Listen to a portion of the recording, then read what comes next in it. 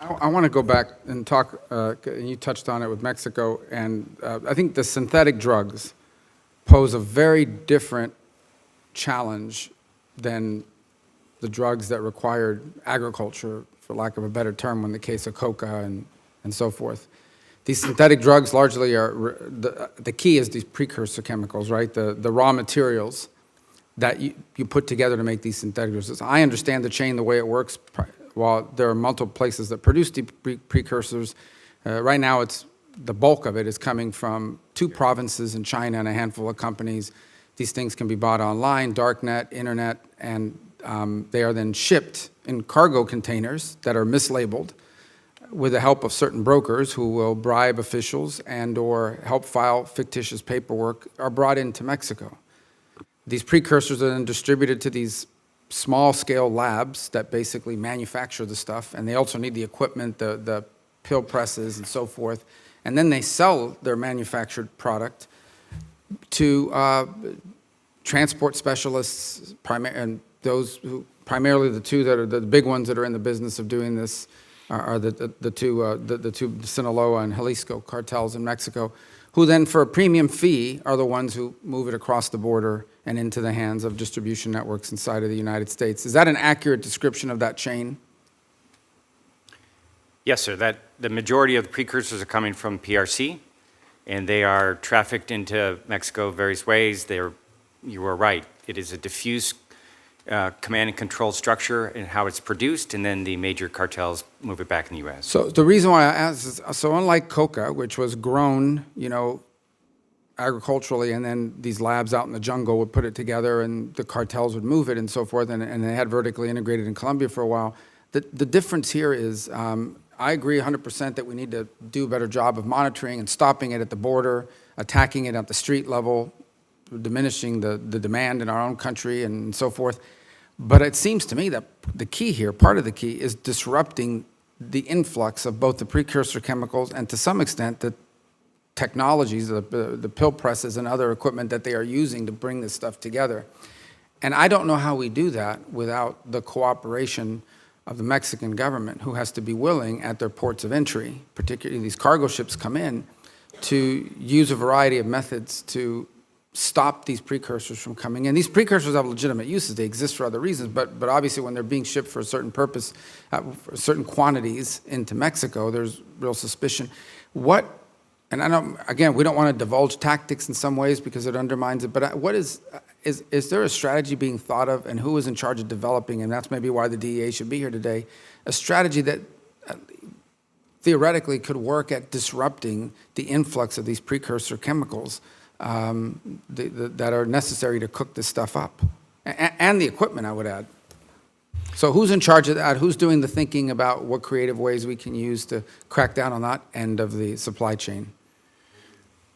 Sir, this is our top priority from a security perspective in the whole region, and the White House is directly involved. From the president on down, we're working on this all the time.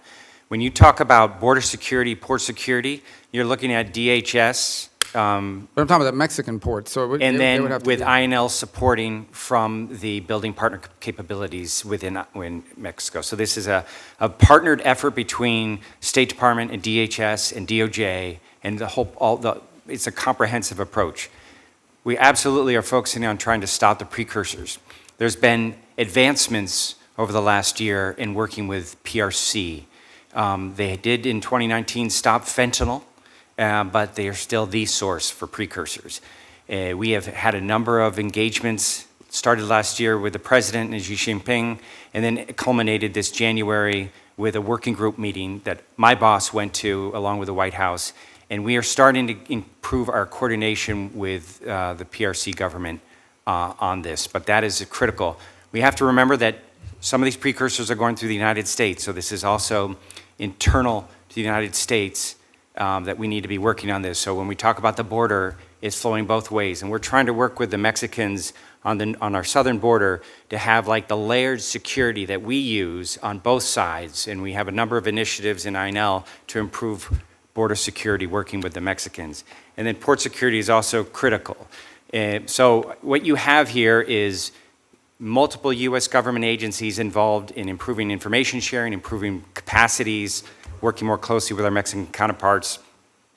You are right, it is a totally new game with synthetics. But going to the chairman's question about Mexican cooperation, the key here is not simply how many people are they stationing at the border to search trucks. It really begins with how willing and capable are they, the key being willing, and obviously the capabilities we can help provide, but there has to be the willingness to actually put in place things that slow or diminish and put a dent in the entry of these precursors into Mexico. And I ask that because Mexico has a growing consumption problem. It's no longer the U.S. There is now a growing fentanyl consumption problem, not just in Mexico, but in multiple other countries in the region. So whether it's under the current president there now, after the new election, I think at some point Mexico is going to be facing a crisis in regards to this, that will look somewhat like ours. They may have an incentive to do, but at this stage, given the chairman's question, how is that level of cooperation and willingness to identify this as a problem and address it? Because it's a lot easier to go after the precursors, try to go after the precursors, than it is to go raid 1,000 little labs. That is absolutely true. I will say this, we have strong cooperation across the board. Our interdiction results are dramatically increasing. We are Of the precursors. Precursors and Finished the product. pills and the fentanyl powder and the pill presses. I think DHS would be able to give you better statistics about what we have been seizing on the U.S. law enforcement side, but we're seeing advances across the board. It's still, a dent, and we have a lot of room to improve, but we are seeing this cooperation, and I think both countries, the fact that we're part of this trilateral commission with Canada shows that we're really trying to approach it, all three countries, since this is also a problem that's affecting Canada.